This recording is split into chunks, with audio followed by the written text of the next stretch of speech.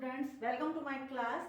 आज एक प्रपोजिशन का नया चैप्टर लेके आए हैं जो बिल्कुल आपकी क्लास के लेवल का है और मैं कहूँ कि आपकी क्लास का ही है तो ज़्यादा बुरा नहीं होगा, क्योंकि मिडिल के पूरे सेक्शन में on, at, preposition, behind, under यही सब आता है ना। तो अपन उस वीडियो के साथ में चलते हैं आगे और देखते हैं कि इसे कहाँ क्या पुटअप करना है, लेकिन क्यों करना। सबसे बड़ा तो रीज़न आता है कि इसको क्यों करना, क्योंकि केवल 8th पढ़ लेना, केवल 6th पढ़ लेना अपना मोटो नहीं है ना। अपना मोटा है कि आगे उसकी ग्रामर उसकी अच्छी हो। तो ग्रामर पॉइंट ऑफ व्यू से आपको एक जगह ऐसा सीख लो कि आगे भी आपको कोई प्रॉब्लम नहीं आए, है ना। तो कुछ एग्जांपल मैं आपके साथ लेके आई हूँ। जैसे we enjoy a holiday on Sunday. हमने जो हॉलीडे था हमारा संडे वाला, उसको हमने एंजॉय किया ऑन संडे। तो यहाँ पे ऑन एक प्रपोजिशन है ना। There is a duster on the table. वहां पे एक डस्टर है, यहाँ पे एक डस्टर है on the table. The girl is sitting on the chair. Girl बैठी हुई है कहाँ, on the chair. They congratulated the team about on from its success, है ना। ठीक है, ये इतने ऑप्शन दिए हैं। लेकिन अब यहाँ पे हम देख रहे हैं कि हमने यहाँ ऑन पुटअप किया है, यहाँ ऑन पुटअप किया है, यहाँ ऑन पुटअप किया, सब जगह ऑन क्यों भर दिया भाई हमने, और ये करेक्ट है। तो इसका क्या मीनिंग है कि हर जगह हमने ऑन भराया जबकि हर जगह इसका मीनिंग अलग है। देखेंगे जरा, यहाँ पे आता है। अब हर जगह अपन हिंदी के मीनिंग पे नहीं जाएंगे। ऑन मीन्स होता है, वैसे देखा जाए तो पर, है ना। ऑन मीन्स होता है पर। यहाँ पे हम पर के सेंस में बात कर लेते हैं। We enjoy a holiday Sunday.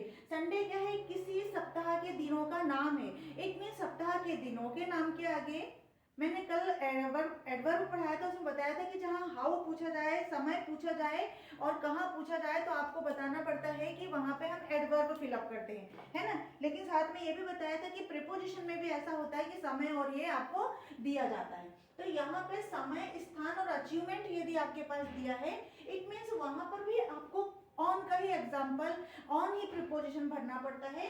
जैसे ये संडे है, संडे के आगे हमको मंडे होगा, ट्यूसडे होगा, थर्सडे होगा, कोई भी दिन होगा उसके आपको ऑन लिखना है, ठीक है ना। हाँ, लेकिन लास्ट मंडे होगा तब नहीं करना, केवल अभी मंडे होगा तब। अभी केवल हम इसी क्लास के लेवल का पढ़ेंगे। तो यहाँ पे अगर सप्ताह के दिन आते हैं, इट मीन्स आपको मंडे भी आएगा तो भी आपको ऑन भरना है, संडे आएगा, फ्राइडे आएगा, सैटरडे आएगा, इट मीन्स वहां पर आपको ऑन ही फिलअप करना है। मतलब संडे, सप्ताह के दिनों के आगे आपको ऑन ही लगाना है प्रपोजिशन, ठीक है ना। यहाँ पे क्लियर हो गया। नाउ सेकंड थिंग से देखते हैं, जैसे कि हमारे पास कोई सरफेस है ना। अगर हमारे पास कोई टेबल है, कोई बेंच है, कोई चेयर है, इसकी ये पूरी की पूरी तल है, सरफेस है, और सरफेस के ऊपर यदि कोई चीज रखी हुई है तो वहां से टच कर रही है, उसको हम बोलते हैं ऑन द टेबल पर रखी है। हम बोलेंगे ना टेबल पर रखी है। अब ये टेबल सतह ऐसी भी हो सकती है और ऐसी भी हो सकती है ना। अगर ऐसी सतह और यहाँ पे कोई वॉच या सॉरी क्लॉक लगी हो तो हम भी इसको भी बोलेंगे हम ऑन द क्लॉक है, ऑन द वॉल, वॉल पर लगी है। इट मीन्स कि जब भी आपको खड़ी सरफेस हो या आड़ी सरफेस इस पे कुछ रखा हुआ है, वहां पे आपको ऑन लगाना है। तो यहाँ पे क्या है, टेबल एक प्रकार का, इस प्रकार का है, और आपको यहाँ पे कुछ रखी हुई है, तब आपको बताया जा रहा है कि यहाँ पे डस्टर, तो ये एक ऑन लगाएंगे, यहाँ पे भी ऑन फिलअप करेंगे, ठीक है। अब ऑन द चेयर हो सकता है, ऑन द टेबल हो सकता है, ऑन द वॉल हो सकता है, ऑन द बेंच हो सकता है, कुछ भी हो सकता है ना। ठीक है, आगे बढ़ेंगे। द गर्ल इज, जो लड़की है वो बैठी हुई है। यहाँ पे बैठ रही है का सेंस नहीं है गाइस, ये स्टैट्यू वर्ब है यहाँ पे, और ये यहाँ पे बैठ रही है, यहाँ पे इसका सेंस नहीं आ रहा है। यहाँ पे आ रहा है बैठी हुई है, कहाँ, ऑन द चेयर। मैंने अभी बताया कि चेयर के ऊपर भी एक सरफेस है, उसके ऊपर बैठी है, तो वहां पे आएगा ऑन द चेयर। और यहाँ पे ये भले ही वर्ब है लेकिन ये वर्ब का काम नहीं कर रहा है, ये यहाँ पे एडजेक्टिव का काम कर रहा है। तो अगर आपको ये समझ में नहीं आ रहा है तो इसे रहने देना, अपन अभी ऑन पे फोकस कर रहे हैं। लेकिन बस इतना ध्यान रखना कि बैठ रही है का सेंस नहीं आ रहा है ना। चलिए आगे बैठेंगे। दे कॉन्ग्रेचुलेटेड मतलब किसी को बधाई दी, उन्होंने किसी को बधाई दी।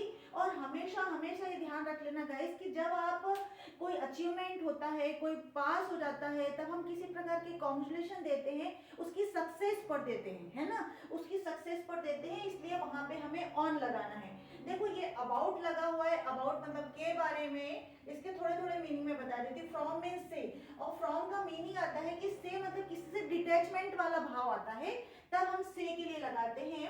पर हमने उसकी सक्सेस पर बधाई दी है, इसीलिए वहां पर हम ऑन लगाएंगे। ठीक है, तो आगे पीछे के जो प्रपोजिशन दिए हैं उनको भी थोड़ा थोड़ा आपको बोलना चाहिए कि उसको भी एक बार देख लेना चाहिए कि ये यहाँ पे आ सकता है कि नहीं। यहाँ तब लास्ट में उसको एलिमिनेट करते हैं ना, जैसे अपन उसको पहले एक एक बार में चेक करेंगे, फिर हम इसको भरेंगे कि यहाँ पे ऑन क्यों आना चाहिए। इट मीन्स पहले ग्रामर को अच्छे समझना है, देन ओनली आपको वहां पे पुट अप करना है। आगे बढ़ेंगे। द ट्रेन लीव्स, आती निकलती है, ट्रेन लीव्स निकलती है, ट्रेन लीव्स निकलती है एट 5 o'clock, है ना। या यहाँ पे अराइव्स कह लेंगे या डिपार्चर भी कर देंगे तो भी होगा, डिपार्चर्स, या इस प्रकार का भी कोई आता है, वो डिपार्चर्स निकलती है मतलब वहां से निकलती है, गुजरती है, यानी यहाँ से प्लेटफॉर्म को निकल हट जाती है। It means time, particular time बताया वहां पे, तो वहां पे आता है 5 o'clock, 4 o'clock, 3 o'clock। लेकिन ये टाइम क्या है, इसका पर्टिकुलर टाइम है, बिल्कुल टाइम के लिए यदि कोई बात आती है तो फिर हम वहां पर उसको, वो भी जब क्लॉक का जो टाइम आता है तब, और वो पर्टिकुलर टाइम आता है तब हम वहां पे एट लगाते हैं। यहाँ पे मैंने बताया समय स्थान अचीवमेंट वाले चीज चल रही है, तो वहां पे मैं ये डिपार्चर के लिए भी हो सकता है। लीव्स यानी एकदम इजी इंग्लिश करते हैं, निकलती है यहाँ से 5 o'clock, वहां पे ली हुई बुक में है, कोई टेंशन नहीं। तो इस प्रकार से दोनों तीनों चीजें आएंगी, तो भी आपको डरना नहीं है कि वहां पे हम इसको कैसे लिखेंगे, है ना। तो जब वो निकलती है और टाइम के लिए बताया, तो अकेले ट्रेन के लिए नहीं हो सकता। अगर हम निकलते हैं, वी लेफ्ट, हम निकले एट 5 o'clock, हम निकले, ये भी हो सकता है कि हम निकले एट 5 o'clock। तो जब कोई टाइम का सेंस आता है तो वहां पे आपको एट लगाना पड़ेगा, चाहे 5 हो, 4 हो, 3 हो, है ना। चलिए, अब मोहन लीव्स, रहता है, वो रहता है, मोहन लीव्स क्यों, कहाँ रहता, एट, हाँ ये देखो, ये पचमढ़ी इन होशंगाबाद, देखो ये दोनों प्लेस है। यहाँ पे ध्यान रखेंगे, यहाँ तो टाइम था, लेकिन यहाँ पे भी एट क्यों आया, ये मन में आ जाएगा कि मैम यहाँ तो आपका दिन था, यहाँ तो स्थान बता रहे थे, यहाँ चेयर पे स्थान बता रहे थे, यहाँ अचीवमेंट बता रहे थे, लेकिन एट में भी ऐसा है। तो एट भी डिफरेंट प्लेसेस पे लगाया जा सकता है। देखो, सबसे पहले तो टाइम पे लगाया जा सकता है, स्थान पे लगाया जा सकता है। आगे बढ़ेंगे तो यहाँ टाइम का तो क्लियर हो गया, लेकिन यहाँ एट और इन क्यों आया, इसको बहुत ही क्लियर कर लो। जो हमारे छोटे प्लेस होते हैं उसके आगे अपन एट लगाएंगे, और जो बड़े प्लेस होते हैं उसके आगे अपन होशंगाबाद मतलब इन लगाएंगे, पहले उसके होशंगाबाद के आगे। चूंकि पचमढ़ी से ज्यादा बड़ा प्लेस यह है, या होशंगाबाद के अंदर पचमढ़ी आता है, तो हम इसको इन लगाएंगे। लेकिन पर्टिकुलर टाइम है जहाँ पे हम हमारा रहने का स्थान बता रहे हैं, वहां पे हम पचमढ़ी लगाएंगे। एक छोटा सा एग्जांपल और इसको देख लें कि कैसे समझेंगे। एक एग्जांपल के माध्यम से, सपोज अपन सब लोग कहाँ रहते हैं, भारत में रहते हैं, और यदि हम सब बैतूल में रहते हैं, सपोज जो मेरा वीडियो देख रहे हो वो बैतूल में या जिस भी प्लेस पे रहते हैं, तो वो यहाँ पे बोल देंगे अपन की आई लिव, मैं रहती हूँ, I live at Betul in MP. ठीक है, मैं बैतूल में रहती हूँ इन एमपी। तो जो बड़ा प्लेस है वहां पे क्या ले आया मैंने, इन एमपी, और छोटा प्लेस है वो बैतूल में। अब यदि मैं बाहर कहीं पे हूँ तो मैं बोलूंगी I live in MP, I live at MP in India. It means जो बड़ा प्लेस है वहां पे आपको क्या लगाना है, इन लगाना है, और जो छोटा प्लेस है वहां पे आपको क्या लगाना है, एट लगाना है। ठीक है, सपोज आप रहते हो आई लिव एट बाजपुर इन बैतूल। बाजपुर में रहता हूँ, मतलब गांव का जो जगह है वो क्या है, बाजपुर है, तो वहां पे आपको एट लगाना है। और बैतूल में है ये जगह, तो आपको बैतूल के आगे इन लगाना है। इट मीन्स जो बड़ा प्लेस है वहां पे इन लगाना है, छोटा प्लेस है उसके आगे आपको एट लगाना है। आगे बढ़ेंगे। The cat is in the room. अब यहाँ पे इन, यहाँ तो आपके स्थान के लिए आ गया था, लेकिन यहाँ पे इन आ रहा है मे के सेंस के लिए। यहाँ पे आ रहा है मे, यहाँ पे था पर, पचमढ़ी में, और पर भी आता है, और यहाँ पे भी मे था, लेकिन होशंगाबाद में पचमढ़ी में रहता हूँ। लेकिन यदि यहाँ पे cat is in the room, मे का सेंस यहाँ पे दिया हुआ है, मे इन यानी मे, तो यहाँ पे भी अपन तो देखेंगे जो कवर्ड एरिया होता है, एनक्लोज एरिया है, सपोज इस प्रकार का कोई एरिया है, यहाँ पे कोई चीज रखी है, कोई ऐसी चीज है, यहाँ पे कोई चीज रखी हुई, कोई ऐसी चीज है, यहाँ पे कोई चीज रखी हुई, कोई पर्स है उसमें कोई चीज रखी है, मतलब ये एनक्लोज्ड है, कवर किया हुआ आसपास से, और फिर उसके अंदर कोई चीज है, तो वहां पे हम बोलते हैं मे the cat is in the room. It means room क्या होता है, आपका एनक्लोज एरिया होता है, तो आप वहां पे, आपके पास कंपास होता है, तो the pen is in the box, आपके बॉक्स में है ना। द बुक्स आर, अब आपके पास बुक्स बहुत सारी है, books are in the bag, आपके बैग में रखी हुई है। इट मीन्स वो भी कवर्ड एरिया है, तो वहां पे इन आ जाएगा, ठीक है। डोंट, अब यहाँ पे इन में बहुत सारे, यहाँ पे एक और देख लेंगे, the dog lives, dog single है इसलिए उसके साथ में सिंगुलर वर्ब भी लगाई, वो लिव्स रहता है, काय में रहता है, कैनल में रहता है, कैनल में रहता है। इट मीन्स कि अगर आपको मे का सेंस आ रहा है वहां पे आप इन लगा सकते हैं। यहाँ तक कि आपको, मुझे नहीं लगता कोई प्रॉब्लम आ रही होगी इनके लिए, मैंने और एग्जांपल यहाँ पे दे दिए हैं। अब थोड़ा आगे बढ़ जाएंगे तो आता है डू नॉट एग्री, सहमत मत हो, मतलब एक ऑर्डर दे रहा है कि तुम उसके साथ सहमत मत हो, डू नॉट एग्री। फिर आपको तीन ऑप्शन दे दिए, यहाँ पे विद दे दिया है, अबाउट दे दिया, टू दे दिया है ना।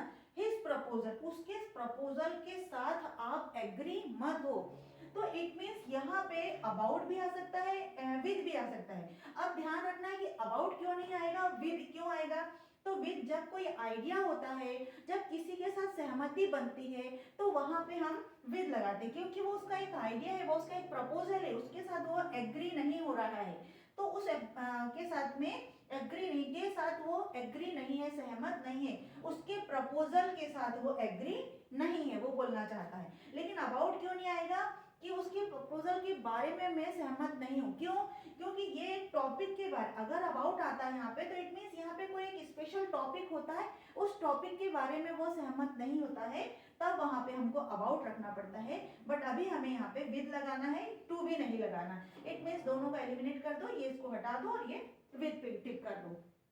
आगे बढ़ जाओ, रोहन इज पॉपुलर। अब देखो, मैंने हमेशा बताया एडजेक्टिव में अक्सर हम बताते हैं, हम टीचर्स की भी आदत होती है ना कि हम इसको ऐसा नहीं ऐसा करके बताएं ताकि बच्चों को अच्छे समझ में आए। तो हमने ये समझाया है कि tall, taller, taller, tall, taller, taller, tallest, है ना। इसी प्रकार से हम एडजेक्टिव बढ़ाते हैं, good, better, best, good, better, best, इस प्रकार से हम समझाते हैं।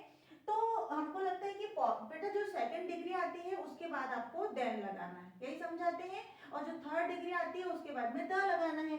बट हर जगह ऐसा संभव नहीं होता। कैसे नहीं होता, देखो, the Mohan is popular, Mohan popular है, यहाँ पे भी ए आर आता तो डरना नहीं वहां पे कि वहां तो ई आर नहीं आया तो ए आर तो वो मीनिंग होगा, बिल्कुल भी नहीं समझना है।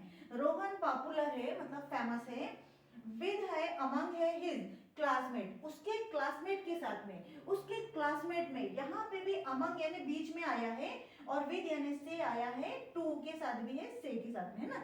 लेकिन यहाँ पे आया है कि रोहन एक अकेला लड़का है, लेकिन क्लासमेट में तो दो चार से होंगे ना, मोर देन फोर तो होंगे, मोर देन टू तो होंगे ना। लेकिन यहाँ पे ध्यान रखना है कि ना विद आएगा ना ही टू आएगा, यहाँ पे अमंग आएगा। क्यों अमंग आएगा, देखो, जब यदि आपके पास दो बच्चे होते हैं और बोला जाता है कि बिटवीन टू स्टूडेंट्स या टू क्लासमेट, लेकिन क्लासमेट ऑल हिज क्लासमेट है, ऑल हिज क्लासमेट पूरे के पूरे हैं, उनके जो क्लास है उसके क्लासमेट में एक लड़का तो नहीं होगा ना, क्लासमेट तो ऑलमोस्ट दो या तीन होते हैं। और सबसे बड़ी पहचान ये है कि यहाँ पे बिटवीन नहीं आया।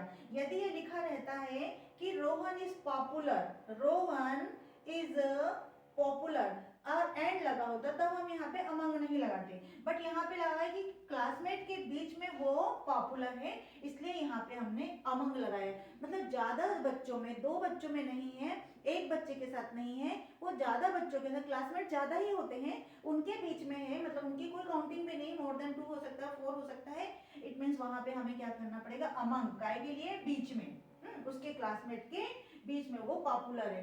हो सकता है वो बहुत इंटेलिजेंट होगा, गेम्स में कुछ बहुत अच्छा होता होगा, नेचर बहुत अच्छा होगा, तो ये इस प्रकार से उसका सेंस निकल रहा है। अब आता है Hari takes interest, interest, Hari interest लेता है, काय में लेता, Hari takes interest about in over his study, उसकी स्टडी में लेता है ना। मैंने अभी बताया कि जब मे का सेंस आता है तो इन आएगा, क्योंकि वो उसकी इंटरेस्ट ले रहा है, और इंटरेस्ट के साथ में वो क्या होता है, हमेशा इन आता है प्रपोजिशन, है ना। तो यहाँ पे इन प्रपोजिशन आएगा, वो उसकी स्टडी में लेता। अबाउट के बारे में भी आ सकता था, लेकिन यहाँ पे इंटरेस्ट है तो इंटरेस्ट के साथ में हमेशा इन आता है ना। ओवर उसकी स्टडी पर वो फोकस करता है, वो अलग चीज है। यहाँ पे इंटरेस्ट आया तो केवल आपको इंटरेस्ट देखना है, इन में लिखना है। अब देखो be ever from about of the dog, ये बहुत ही इंपॉर्टेंट चीज है, इसको मैं थोड़ा अच्छे से समझा देती हूँ, क्योंकि ये अक्सर आता है, लोग डरते भी हैं कि ये क्या लिखा हुआ है। तो यहाँ पे मैं इतना इरेज करती हूँ, फिर समझाती हूँ आपको कि ये क्या है। देखो बी वेयर यानी सावधान रहो, किसी चीज से सावधान रहो। तो अपन बोलते हैं डॉग थोड़ा सा, एक तो वैसे तो बहुत अच्छा एनिमल है, फेथफुल एनिमल है, बट समटाइम कभी वो हमारे पीछे पड़ जाए तो काट भी सकता है, उसको बाइट भी कर सकता है। तो एक तो बात तो करता ही करता है। तो B aware of the dog मतलब डॉग से सावधान। तो जब किसी सावधानी की बात की जाती है, हमको अवेयर किया जाता है, तब हम उसके आगे क्या लगाते हैं, ऑफ। यहाँ पे हम अबाउट नहीं लगाएंगे और फ्रॉम भी नहीं लगाएंगे, अबाउट भी नहीं लगाएंगे, क्या लगाएंगे, ऑफ। क्योंकि देखो be aware of pick pocket, pick pocket भी मतलब क्या, हमको किसी को अवेयर कर रहे हैं ना कि कोई इन लोगों से सावधान रहिए, तब हम ऑफ लगाएंगे। वैसे फ्रॉम भी सही था, बट फ्रॉम क्या होगा, ये डिटैचमेंट को दर्शाता है कि वहां से हम आ रहे हैं, निकल रहे हैं ना, उससे सावधान रहो मतलब वहां से निकलते समय वहां से दूर हट जाओ, ऐसा बोल रहे हैं ना। जैसे बोल रहे हैं ना, keep away from fire, fire से दूर रहो, तो उस प्रकार की चीज अलग आती है। यहाँ पे हम बोल रहे हैं कि उससे दूर रहो, उससे सावधान रहो, तो वहां पे ऑफ ही आएगा। जब सावधान का सेंस आ रहा है तो ये पिक पॉकेट को भी जो जिससे अवेयर करने के लिए बोल रहे हैं, तब वहां पे अवेयर ऑफ आता है, aware of pick pocket, be aware of pick pocket. तो यहाँ पे ऑफ ही सही आएगा, है ना। तो आप जल्दबाजी में नहीं सोचिए, पहले उसको अच्छे से पढ़े, उसके बाद समझे और फिर अपना प्रपोजिशन को फिट करके आए। नहीं तो पता चला हॉल से बाहर निकलते हैं और तुरंत हमें याद आता कि माय गॉड मेरे से इतनी बड़ी गलती हो गई, है ना। तो ऐसा ना करें, बहुत सोच समझ के पहले उसे पढ़े, समझे कि ये किस सेंस में कहा गया, फिर उसको फिलअप करें। आगे देखेंगे, Jitu is taller, Jitu is taller, ये एग्जांपल मैंने अभी दिया है ना। असलम, असलम की अपेक्षा मतलब यहाँ पे कंपैरिजन हो रहा है, और जब कंपैरिजन आता है और ई आर आता है तो आपको सबको पता है कि वहां पे हमें देन लगाना है, वहां पे आंख बंद करके हमको देन लगा देना, क्योंकि यहाँ पे ई आर आ रहा है असलम की अपेक्षा, यहाँ पे कंपैरिजन किया जा रहा है ना। तो ये कंपैरेटिव डिग्री है, कंपैरेटिव डिग्री में आपको देन लगाना ही पड़ता है ना। चलिए देन आता है, लेकिन यहाँ पे सीनियर आ गया, ध्यान से सुनना, ही इज सीनियर, देन आया, टू आया, बाय आया, मी इन सर्विस, वो सर्विस में मेरे से सीनियर है, वो सर्विस में मेरे से सीनियर है। तो गाइस ध्यान रखना कि यहाँ पे भले ही ई आर आया और आर का सेंस आ रहा तो हमने देन लगाया, बट इसके साथ कभी भी देन नहीं लगाना है, क्योंकि सीनियर, जूनियर, इस प्रकार के प्रियोर, इस प्रकार के जब एडजेक्टिव आते हैं, इस प्रकार के जब नाउन के बारे में कुछ बताते हैं, तब हम उसके आगे हमेशा टू लगाते हैं। तो यहाँ पे तो बिल्कुल आंख बंद करके आपको सीनियर के आगे टू लगा देना, he is senior to, he is junior to, he is prior to, तो इसके लिए टू लगा देना है। तो यहाँ पे देन नहीं लगाना है, भले ही ये किसी भी प्रकार का डिग्री के लिए कंपैरिजन, ये कंपैरिजन यहाँ पे भी हो रहा है, लेकिन हमेशा इसके साथ में टू लग करके आता है। आगे बढ़ेंगे, गुड हेल्थ इज नेसेसरी, एक मतलब अच्छी जो हेल्थ है, अच्छा स्वास्थ्य के लिए जरूरी है, के लिए क्या जरूरी है, जरूरी है, सक्सेस इज लाइफ, लाइफ में सक्सेस होने के लिए क्या सेंस आ रहा, लाइफ में सक्सेस होने के लिए गुड हेल्थ बहुत जरूरी है, बहुत नेसेसरी है, आवश्यक है, बहुत ज्यादा। तो के लिए के सेंस के लिए हमें हमेशा फॉर लगाना है, के लिए का सेंस आएगा यहाँ पे से और के साथ आएगा, तो विद तो हमारे को आएगा ही नहीं, और फॉर ही आएगा, फॉर का मीनिंग होता है के लिए। ठीक है, अब आगे बढ़ते हैं, I prefer milk than to form tea, जो भी ऑप्शन है कभी भी आपके पास गाइस दो बच्चों, आपको पास अगर दो ऑप्शन दे दिया है, उसको चूज करना है ना, और प्रेफर कर दिया है आपको कि I prefer milk to tea, मैं या तो टी लूंगा या कॉफी लूंगा या टी लूंगा, ठीक है ना, मिल्क लूंगा या टी लूंगा, तो ये आपके पास ऑप्शन है ना, तो आपको प्रेफर करना है। तो वो जो प्रेफर करते हो तो वहां पे उसके साथ में हमेशा टू आता है, देन भी नहीं आता है, फ्रॉम भी नहीं आता है, ठीक है, तो वहां पे टू ही लिखना है। तो इस प्रकार से जैसे मैंने और भी कुछ हो सकता, I prefer mango to apple, मैं एप्पल के बजाय क्या करता हूँ, मैंगो प्रेफर करता हूँ एप्पल। तो इस प्रकार से आपको प्रेफर के साथ में टू ही लगाना है, वहां पे आपको डरना नहीं है। तो गाइज मैंने कोशिश की है कि आपका जो लेवल है 8th लेवल का 6th लेवल का यहाँ तक की कंप्लीट करने की, और मुझे लगता है कि आपको थोड़ा थोड़ा समझ में आने लगा होगा। तो कभी भी अगर आपको प्रोपोजिशन रख रहे हो, एग्जाम पॉइंट ऑफ व्यू से पढ़ रहे हो, चाहे फॉरएवर पढ़ते हो, तो इसको ये नहीं समझे कि बस ये बस एग्जाम तक के पढ़ना और उसके बाद में हमको काम खत्म करें, क्योंकि ये ग्रामर धीरे धीरे तो एक एक स्टेप आगे बढ़ेगी, तब आपको उन चीज़ों को फिर से ना पढ़ना पड़े, एक चीज़ को यहीं ऐसे पढ़ लो कि आपको आगे भी याद रहे, है ना। इसको और यदि मैं लेंथी कर सकती थी तो आपको बता सकती थी कि ये सब्जेक्ट है, ये ऑब्जेक्ट है और ये आपका वर्ब है, बट अभी एग्जाम पॉइंट ऑफ व्यू से मैं आपको इसके लिए समझा रही हूँ कि आप जल्दी से जल्दी आप थोड़ा सा रिवीजन कर लें ताकि आपका एग्जाम अच्छा जाए। इसके लिए थैंक यू फॉर वॉचिंग।